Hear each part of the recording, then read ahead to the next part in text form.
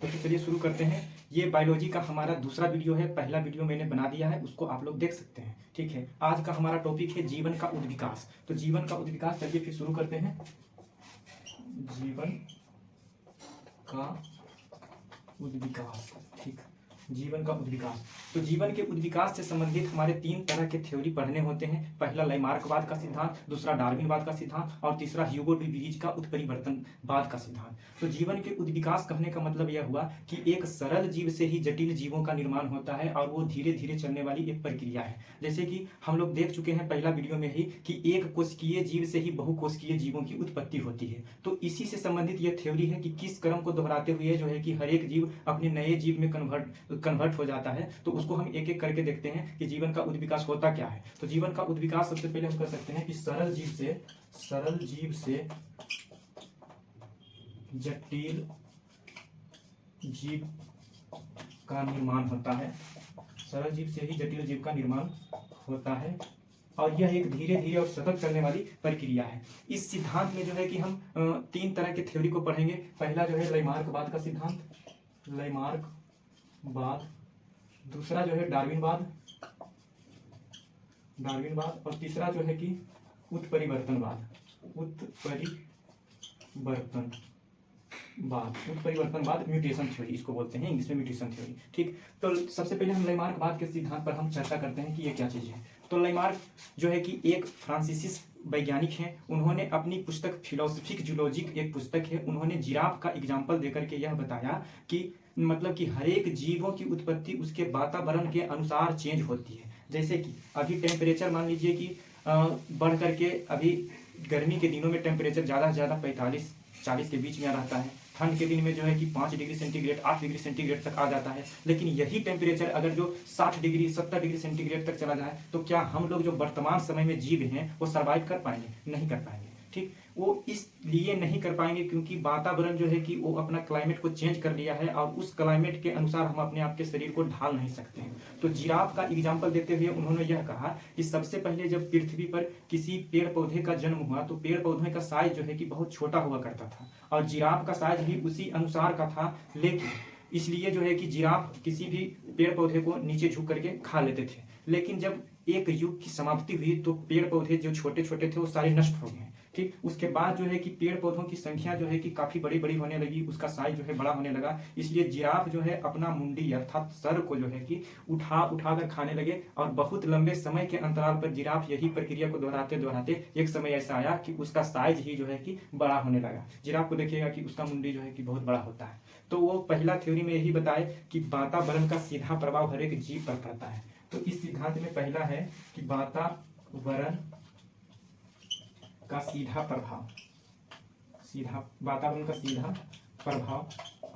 और दूसरा चीज उन्होंने यह बताया कि जितना अंग को जिसको हम यूज करेंगे वो जो है कि उतना ही विकसित होगा। जैसे कि एग्जाम्पल के तौर पर हम देखते हैं कि हमारे शरीर के कुछ ऐसे पार्ट हैं जो कि पहले तो काम के थे लेकिन उसका काम जो है कि बाद के दिनों में उससे काम कुछ नहीं करने की वजह से वो या तो अवशेषी अंग के रूप में मौजूद है या फिर उस समाप्त हो गया है। जैसे कि एग्जाम्पल के तौर पर हम देख सकते हैं कि उदर के ऊपर एक पुच्छ कशेरुक जो कि पूंछ का वहां से निर्माण होता था। हम लोग जो है कि बांदर या कपी का वंशज है तो वो पूंछ का उस समय कार्य होता था। ठीक है, इसलिए उस समय विकसित अवस्था में थी। लेकिन आज के दिन में जो है कि वो जो है कि अल्प विकसित मतलब कि उसका कोई काम नहीं है, इसलिए वो समाप्त हो गया। और अभी देखते हैं कि बड़ी आंत और छोटी आंत की जोड़ पर जो है अपेंडिक्स होता है। बोला जाता है ना कि इसका अपेंडिक्स का ऑपरेशन करा दिया जाए, अपेंडिक्स बढ़ गया है। तो अपेंडिक्स पहले जो है कि सेल्यूलोज का पाचन करती थी, इसलिए उसका कार्य था, तो वो विकसित अवस्था में थी, इसलिए मनुष्य को कोई दिक्कत नहीं होता था। लेकिन अपेंडिक्स की साइज बढ़ जाने से अभी प्रॉब्लम होती है, उसका ऑपरेशन करवाना पड़ता है। तो मतलब कि जिसका हम ज्यादा यूज कर रहे हैं वो हमारे लिए इंपॉर्टेंट है और उतना ही वो विकास करेगा। तो दूसरा चीज इन्होंने बताया कि अंगों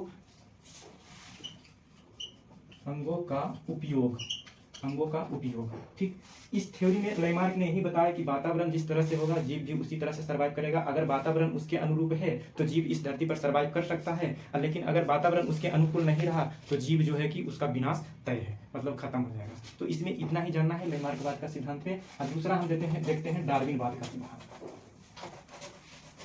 दूसरा देखते हैं डार्विनवाद। ठीक, रॉबर्ट चार्ल्स डार्विन जो ब्रिटिश विद्वान हैं, इनका संबंध ब्रिटेन से है। ब्रिटिश ब्रिटिश विद्वान हैं। इनकी एक पुस्तक है ओरिजिन ऑफ स्पीसीज, ठीक, origin of species by natural selection. पुस्तक का पूरा नाम है origin of species by natural selection, origin of species by natural selection. उस पुस्तक में इन्होंने यह बताने का प्रयास किया कि जीव जो धरती पर सर्वाइव करने के लिए उनको क्या क्या चीज़ दिक्कत आती है, या फिर किस तरह के वातावरण में वो सर्वाइव कर सकते हैं। अगर उस तरह का जो है कि वातावरण या फिर उस तरह का संघर्ष से वो जूझ नहीं पाएंगे तो उनका विनाश तय है, ठीक। तो उन्होंने सबसे पहले यह इस पुस्तक में यह थ्योरी दिया कि जो भी जीव धरती पर आज निवास कर रहा है उसके अंदर जो है कि संतान उत्पत्ति करने की प्रचुर क्षमता होनी चाहिए, तभी उसका अस्तित्व कायम रहेगा। दूसरा चीज उन्होंने यह बताया कि जीवन के लिए उसको संघर्ष करना पड़ेगा, और संघर्ष जो है वो वातावरण से संघर्ष हो गया, वो एक तरह से मान लीजिए तो फिर जो जीव संघर्ष कर रहा है उसको दूसरे जीवों से भी संघर्ष करना पड़ेगा। इसलिए अगर जो वो संघर्ष करके वो जीत जाते हैं तो उनका अस्तित्व कायम रहेगा, नहीं तो उसका विनाश हो जाएगा, ठीक। उसके बाद जो है कि नई जातियों की उत्पत्ति इन सब प्रक्रियाओं के गुजरने से हो जाती है। तो पहला चीज इस पुस्तक में इन्होंने यह बताया कि मतलब कि जीवन के लिए संघर्ष करना, संतानों उत्पत्ति की प्रचुर क्षमता, संतान उत्पत्ति की प्रचुर क्षमता। दूसरा चीज इन्होंने यह बताया कि वातावरण के साथ संघर्ष या फिर अंतरा जीवियों के साथ संघर्ष, मतलब कि इसको बोल सकते हैं क्या कि जीवन के लिए संघर्ष, जीवन के लिए संघर्ष। तो ये चीज समझने की बातें हैं कि आज जो है कि कोई भी जीव यहाँ पर देखते हैं, बाघ होता है, शेर होता है, बिल्ली होती है, मक्खी होती है, यहाँ तक कि एक कोशिकीय जीव अमीबा है, पैरामीशियम है, मनुष्य है, हाथी है, जितने भी जीव इस धरती पर हैं तो उन्होंने इस प्रक्रिया को दोहरा करके ही आया है। उसमें संतान उत्पत्ति करने की प्रचुर क्षमता विद्यमान है, वो जो है कि जीवन के लिए हमेशा संघर्ष करते हैं, ठीक। अगर जो उनका जो है कि वातावरण के जिस तरह से है उस तरह से उसका शरीर ढला हुआ है, अगर वातावरण में कुछ चेंजिंग होता है तो उसका विनाश हो जाएगा, ठीक। तो अगर जो एक हम युग में जी रहे हैं तो वो युग हमारे लिए जो है कि हमारे अनुकूल है, तब हम सरवाइव कर रहे हैं, वो अनुकूल से मतलब हट जाएगा, उस दिन हम लोगों का जो अस्तित्व खत्म हो जाएगा, ठीक। तो डार्विन ने विशेष रूप से यही थ्योरी दी है। उसके बाद अगला थ्योरी हम लोग देखते हैं उत्परिवर्तनवाद का सिद्धांत। तीसरा में उत्परिवर्तनवाद, म्यूटेशन थ्योरी,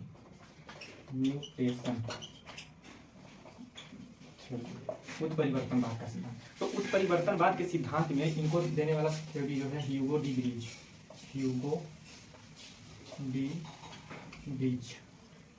ब्रिज एक साइंटिस्ट का नाम है, उन्होंने दिया।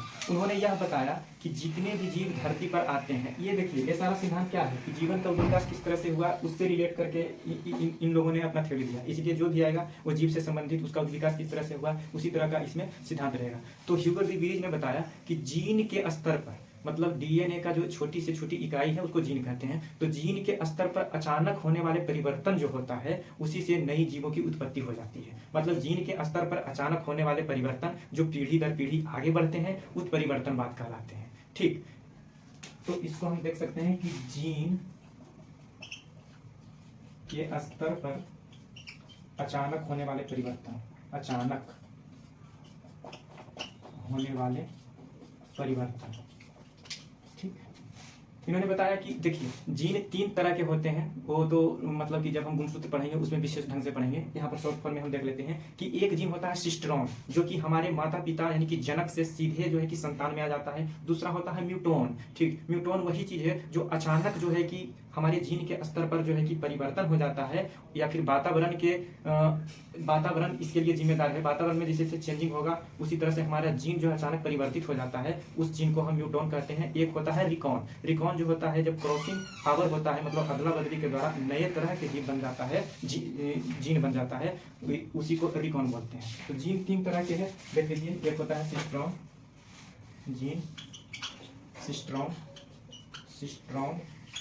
एक होता है न्यूट्रॉन, एक होता है रिकॉन, ठीक। ये सीधे माता पिता से आ जाता है, सीधे माता पिता से। और एक जो कि ये अचानक वातावरण के कारण चेंज के कारण बदल जाता है, ठीक। और एक होता है रिकॉन, जो कि नए प्रकार के जीन आते हैं, नए प्रकार के अदला बदली के कारण। ठीक, तो म्यूटॉन जीन के कारण ही माता पिता वाले लक्षण संतान में दिखाई देते हैं। सिस्टरॉन जीन के कारण ही माता पिता वाले गुण संतानों में दिखाई देते हैं, और म्यूटॉन जीन के कारण जो है कि हमारा जो है कि रंग रूप आकार इत्यादि बदलता है, जो अचानक परिवर्तन होता है। अब आप लोग देखते होंगे कि ठंड प्रदेश में जो है कि लोग गोरे गोरे पैदा होते हैं, गर्म प्रदेश में वही लोग जो है कि ब्लैक पैदा होते हैं। जहाँ जो उष्णकटिबंधीय क्षेत्रीय ठंड के साथ गर्मी पड़ती है, वहाँ जो है कि सांवले होते हैं, कुछ गोरे होते हैं तो कुछ काले होते हैं। ये सब म्यूटॉन जीन के कारण संभव है। रिकॉन जो है कि वो किस तरह का अपने आप को चेंजिंग लेकर आ जाएगा उसका कुछ कहना नहीं है, इसीलिए रिकॉन जीन जो है कि वो नए प्रकार के गुण पैदा करते हैं। ठीक, अब अगला चैप्टर हम लोग को यहाँ से देखना है, एक इम्पोर्टेंट टॉपिक हम देखते हैं कि कुछ संयोजक कड़ियों के बारे में हम लोग जान लेते हैं कि संयोजक कड़ियाँ क्या होती है। तो विकास में 3 ही थ्योरी है, 3 थ्योरी आप लोग समझ गए होंगे। पहला थ्योरी हमने बताया लेमार्क के बाद फिलोसफिक जूलॉजिक पुस्तक उनकी है, उसमें उन्होंने सिद्धांत दिया। ठीक, जिराफ का एग्जांपल देके। दूसरा थ्योरी डार्विन बाद origin of species by natural selection पुस्तक में उन्होंने थ्योरी दिया। तीसरा ह्यूगो ब्रिज जो कि म्यूटेशन थ्योरी उत्परिवर्तनवाद से संबंधित नियम दिया। अब संयोजक कड़ियाँ एक आता है टॉपिक, बहुत ही इंपॉर्टेंट, ये क्या चीज़ है उस पर थोड़ा सा देखिए। संयोजक कड़ियाँ, संयोजक कड़ियाँ, कनेक्टिया लिंक। ठीक, संयोजक कड़ियाँ कहने का मतलब हुआ कि दो चीजों के बीच वाले जो चीज होते हैं जिसमें दो गुणों का समावेश हो, वही संयोजक का काम करता है। जैसे कि ये देखिए कि एक क्या कहता है, ये पेन है। ठीक, अब इसको हम खोल दिए, अब इसको हम यहाँ पर लाए तो ये संयोग क्या, इसका कड़ी बन गया। ठीक, तो इसी तरह से कुछ ऐसे भी जीव हैं जो ना तो उस कैटेगरी में रहते हैं ना इस कैटेगरी में होते हैं। कुछ उस कैटेगरी वाले गुण भी इसमें विद्यमान होते हैं तो कुछ इस कैटेगरी वाले भी गुण होते हैं। जैसे कि अभी एग्जांपल हम देंगे तब बढ़िया से समझ में आएगा। जैसे देखिए, एक जीव है जो कि वायरस, कल भी हमने पिछले क्लास में भी हमने बताया था वायरस। वायरस को जो है सजीव और निर्जीव, सजीव और निर्जीव, सजीव और निर्जीव की बीच की कड़ी मानी जाती है, यही है वायरस। ठीक, वायरस, यही है वायरस, विषाणु। ठीक, इसमें जो है कि निर्जीव वाला भी गुण है। तो निर्जीव वाला कौन सा गुण है, इसमें कोशिका नहीं होती है, लेकिन जब ये सजीव के संपर्क में आता है तो अपनी संख्या को बढ़ा लेता है, अर्थात प्रजनन करता है। तो इसको जो है कि सजीव की संज्ञा दे दी जाती है। तो मतलब कि वायरस एक ऐसा है जिसमें जो है कि कोशिका नहीं होती है, कोशिका रहित, कोशिका नहीं पाई जाती है, नहीं पाई जाती है। ठीक, इसलिए इसको निर्जीव बोला जाता है, निर्जीव। ये जो है प्रजनन करता है, प्रजनन करता है, इसलिए इसको सजीव बोला जाता है। तो हमसे पूछेगा कि सजीव और निर्जीव के बीच की कड़ी कौन है, तो वायरस। ठीक, एक हमने देख लिया। एक जीव का नाम है यूग्लिना। ठीक, यूग्लिना को जो है कि पादप और जंतु के बीच की कड़ी माना जाता है। उसको इसलिए क्योंकि पादपों में देखते हुए कि प्रकाश संश्लेषण की क्रिया होती है और जंतुओं में जो है कि कोशिका भित्ति नहीं पाई जाती। देखिए यूग्लिना,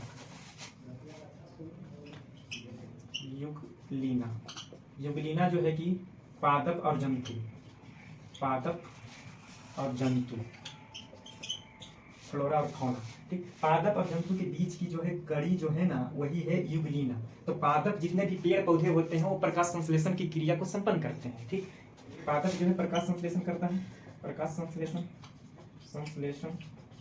जंतु जो है उसमें कोशिका भित्ति नहीं होती है। कोशिका चैप्टर में बढ़िया से देखेंगे इसको, कोशिका भित्ति नहीं होती है, नहीं होती है, कोशिका भित्ति नहीं होती है। ठीक, एक ही देखिए, कोशिका जब चैप्टर पढ़ेंगे तो कोशिका भित्ति, कोशिका झिल्ली के एकदम बारीक से देखेंगे। जंतुओं में कोशिका भित्ति नहीं होती है, सिर्फ पादपों में कोशिका भित्ति होती है। कोशिका झिल्ली एक चीज होता है जो कि पादप और जंतु दोनों में होता है। तो यहाँ पर सिर्फ और सिर्फ हम संयोजक कड़ियों को हम देख रहे हैं। तो यूग्लिना एक जीव है जिसको कि पादप, क्योंकि ये प्रकाश संश्लेषण की क्रिया संपन्न करता है और इसमें कोशिका भित्ति भी नहीं होती है, तो ये जो है कि एक्सेप्शन के रूप में इसको जो है कि पादप और जंतु के बीच के संयोजक कड़ी माना जाता है। एक जीव का नाम है आर्कियोपेटेरिक्स। ठीक, आर्कियोपेटेरिक्स जो है उसे पक्षी और सारी सिर्फ के बीच की कड़ी माना जाता है। इसको देख लीजिए, आर्कियोपेटेरिक्स,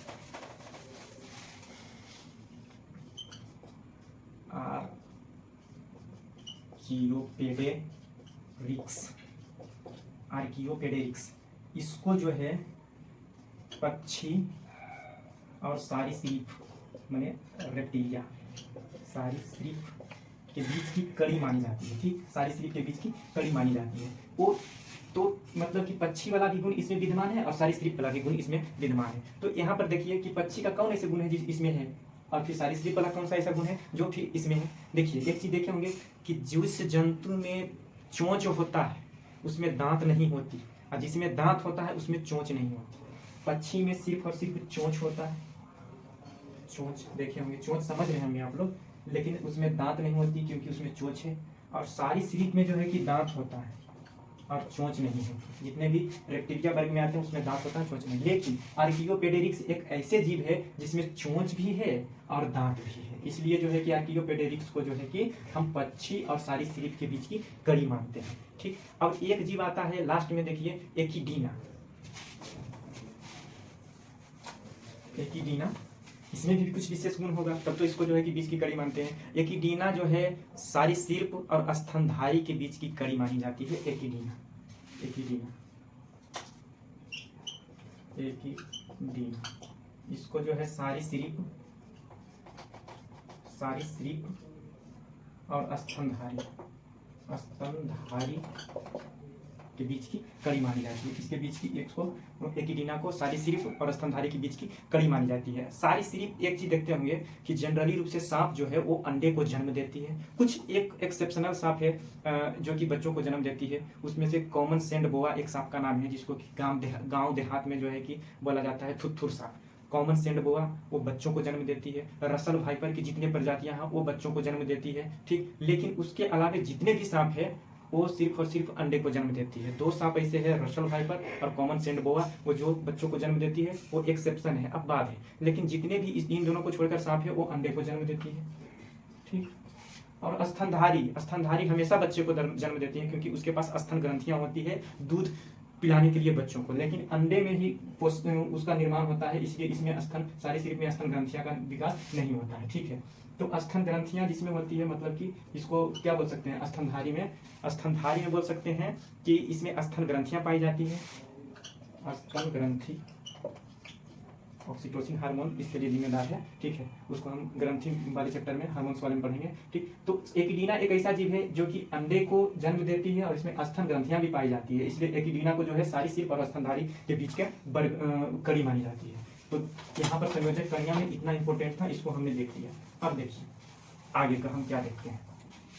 हमने कितने चीजों को देखा, वायरस के बारे में हमने देखा कि वायरस जो है सजीव और निर्जीव के बीच की कड़ी है। दूसरा में हमने यूग्लिना को देखा, इसे पादप और जंतु के बीच की कड़ी मानी जाती है। तीसरा हमने आर्कियोपेटेरिक्स को देखा, इसे पक्षी और सरीसृप के बीच की कड़ी मानी जाती है। और लास्ट में हमने देखा 5वां नंबर पर एकिडीना, जिसे कि सरीसृप और स्तनधारी के बीच की कड़ी माना जाता है। अब एक चीज हम पढ़ते हैं, उसके बाद लास्ट इस चीज को पढ़ने के बाद हम अपना मेन टॉपिक कोशिका और उत्तक का जो चैप्टर है उस पर आ जाएंगे। मतलब कि सेल्स और टिश्यू वाले चैप्टर जो है वहां से हम लोगों को काफी इंपॉर्टेंट क्वेश्चन बनने वाले हैं। वो एकदम जो है कि उसको बारीक से देखना है और उसको अच्छे ढंग से पढ़ना है। उसके पहले एक छोटा सा टॉपिक है मानव और उसका उद्विकास, मानव का उद्विकास, उसको देख लेते हैं कि क्या है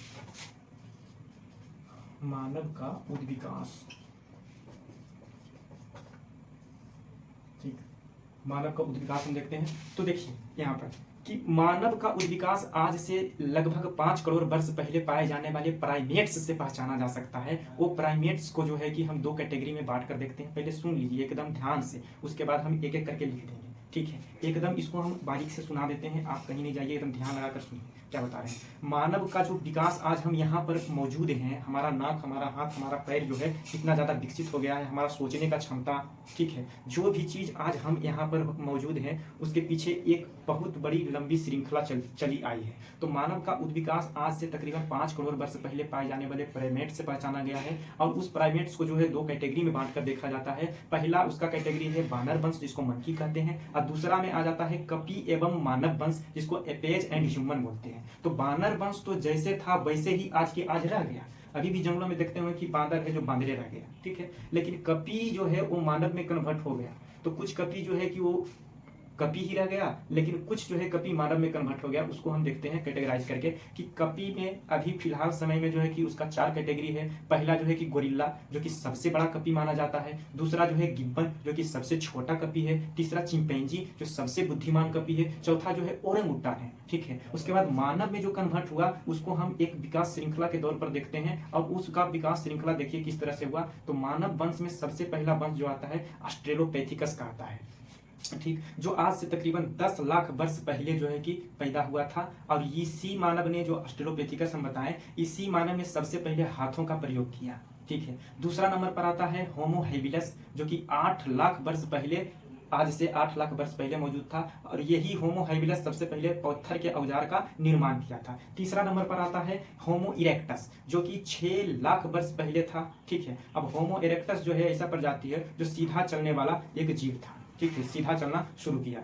उसके बाद आता है नियंडरथल, जो कि आज से तकरीबन 1.5 लाख वर्ष पहले जो गुफा में निवास करता था। उसके बाद आता है क्रोमैग्रॉन। क्रोमैग्रॉन जो है जादू टोना का, मतलब कि वो जादू टोना करने वाला एक जीव बन गया, ठीक, कारण कि उसका दिमाग जो है कि धीरे धीरे विकसित होने लगा। सबसे पहले जो है कि जितना डेवलप आज हम कर लिए हैं अपने सोचने की क्षमता को, हम अपना माइंड का सिर्फ और सिर्फ जो है कि 8 से 9% ही यूज करते हैं, उससे ज़्यादा नहीं करते हैं। तो उसका भी एक श्रृंखला है। कपालधारिता हम लोग को जो है कि पहले की अपेक्षा आज विकसित है, और आगे आने वाले समय में विकसित होते ही रहेगा, ठीक। उसके बाद क्रोमैग्रॉन हम बताए। उसके बाद जो है आज का जो वर्तमान मनुष्य है, पूछा जाता है क्वेश्चन कि मनुष्य का वैज्ञानिक नाम क्या है, तो वही है, हम लोग उसी का वंशज है, होमो सेपियंस, जो कि 20,000 से 40,000 वर्ष पहले हम लोगों का इसका अस्तित्व माना जाता है, होमो सेपियंस का। अब होमो सेपियंस को भी देखते हैं कि 4 भाग में कैटेगराइज कर देते हैं। एक चीज ध्यान दिए हैं कि यूरोपीय कंट्री में आप चले जाइए तो लंबे लंबे गोरे गोरे लोग हो जाते हैं। मंगोलिया साइड में, चाइना साइड में, दक्षिण पूर्व जो कि क्या कहता है भारत के क्षेत्र में चले जाइए तो छोटे छोटे आकार के, उसके आँख छोटा छोटा होता है, ठीक। एक चले जाइए आप क्या कहता है इधर अफ्रीकन कंट्री में, तो वहाँ एकदम काफी लंबे लंबे और तगड़े तगड़े और काले काले लोग होते हैं। तो वही हेमोसेपियंस में कुछ प्रजातियां हैं जिसको 4 प्रकार से बांट कर देखते हैं। पहला है कोंकसाइड, जो कि मध्य पूर्व एशिया में निवास करता है, जिसका वंशज आज के भारत के आर्य से जोड़ के देखा जाता है। दूसरा है मंगोलाइट, जो कि तिब्बती क्षेत्र में निवास करते हैं। भारत में इसके वंशज जो है कि भारत के उत्तर पूर्व के जो जनजाति है, अरुणाचल, असम, नागालैंड, मिजोरम, त्रिपुरा, इन सब क्षेत्रों में उसको देखा जाता है। और तीसरा है ऑस्ट्रेलाइट। ऑस्ट्रेलाइट जो है दक्षिण पूर्व एशिया में निवास करता है, और भारत में जो है कि झारखंड के जो आदिवासी हैं वही ऑस्ट्रेलाइट के प्रजाति से बिलोंग करते हैं। तो चौथा है और लास्ट निग्रोइड, जो कि अफ्रीका कंट्री में पाया जाता है, और भारत के दक्षिणी क्षेत्र में देखिएगा कि लंबे तगड़े लोग होते हैं, उनसे उसका वंशज मिलता है। तो इसको एक बार लिख देते हैं, ठीक है। अब देखिए मानव का विकास हम बताएं 2 तरह से,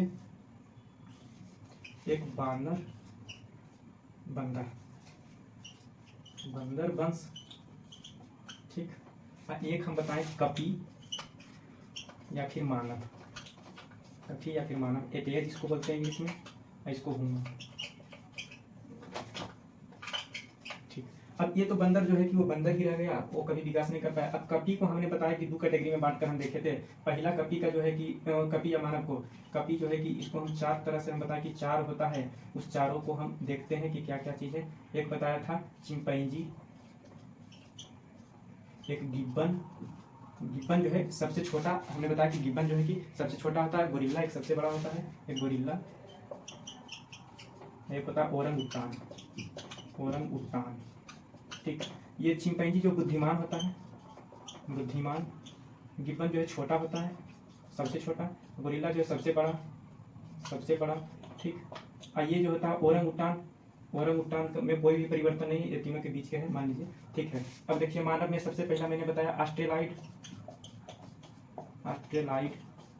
उसके बाद मैंने बताया होमो हेबिलस। ऑस्ट्रेलाइट के बारे में हमने बताया कि ये जो है कि 10 लाख वर्ष पूर्व था, 10 लाख वर्ष पूर्व, ठीक। और इसने सबसे पहले हाथ का प्रयोग किया था, हाथ का प्रयोग। उसके बाद बताए हम 2 नंबर पर क्या, होमो हेबिलस, होमो हेबिलस, ये 8 लाख वर्ष पूर्व, 8 लाख वर्ष पूर्व। इसने सबसे पहले औजार, पत्थर का औजार, औजार का प्रयोग, सबके बारे में लिख देते हैं। उसके बाद जो है कि 3 नंबर पर होमो इरेक्टस, होमो इरेक्टस, जो कि 6 लाख वर्ष पूर्व, इसका सीधा रीढ़ था, सीधा रीढ़ वाला जीव, ठीक।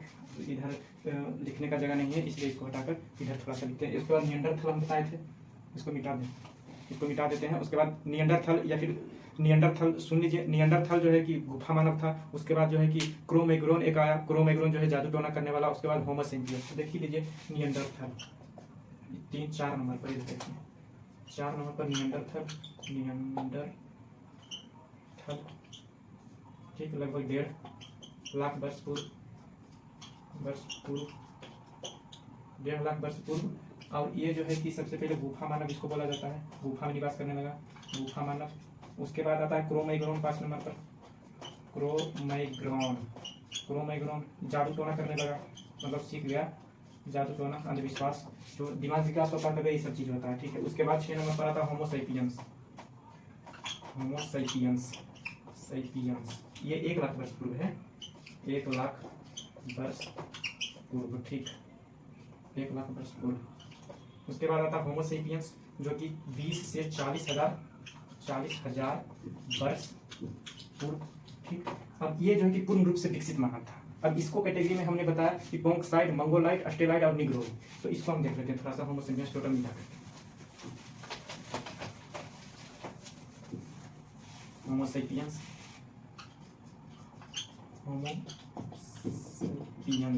ठीक। होमो सेपियंस जो है 4 कैटेगरी में बताए थे, 4 कैटेगरी में, ठीक। एक कोंकसाइड, तो कोंकसाइड के बारे में हमने यह बताया था कि ये मध्य पूर्व यूरोप में जो कि निवास करता है, ठीक। मध्य पूर्व यूरोप में इसका अभी भी जो है कि प्रजाति निवास करती है। और भारत के आर्य जो है इसका वंशज है, भारत का आर्य, एग्जाम्पल के तौर पर भारत का आर्य, ठीक। उसके बाद कोंकसाइड के बाद हमने बताया मंगोलाइड जो है कि कहाँ निवास करता है, तो तिब्बती क्षेत्र में, एग्जाम्पल के तौर पर इसको देख सकते हैं, उत्तर पूरब भारत के जनजाति जो कि अरुणाचल प्रदेश, असम, नागालैंड, मिजोरम, त्रिपुरा, ये सब क्षेत्रों में ये देखे जा सकते हैं। उसके बाद हमने बताया ऑस्ट्रेलाइड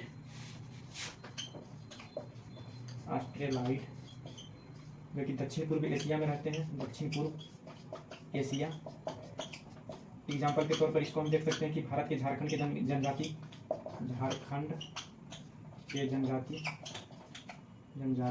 और चौथा चीज हमने लास्ट में बताया था निग्रोइड जो है कि अफ्रीकन कंट्री में रहते हैं, अफ्रीका। इसको एग्जाम्पल के तौर पर हम देख सकते हैं कि दक्षिण भारत के लोग, ठीक।